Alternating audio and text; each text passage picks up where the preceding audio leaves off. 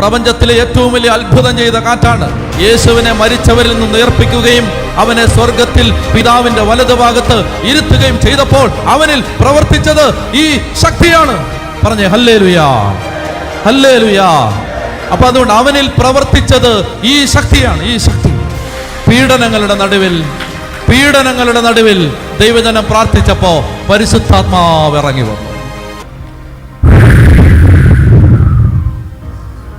ഈ കാറ്റ് വരും, സീല് പൊട്ടിച്ചൊരു കാറ്റ്, പാറയെ എടുത്ത് കടലാസ് എറിയുന്നത് പോലെ എറിഞ്ഞു കളഞ്ഞൊരു കാറ്റ് അകത്ത് കയറി സർവശക്തന്റെ പുത്രനെ ഉയർത്തി സ്വർഗത്തിലിരുത്തിയ ആ കാറ്റ്. പരിശുദ്ധാത്മാവേ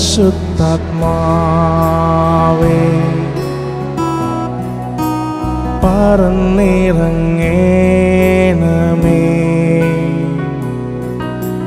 അഭിഷേകം ചെയ്തെന്നെ പുതു സൃഷ്ടിയാക്കണേ.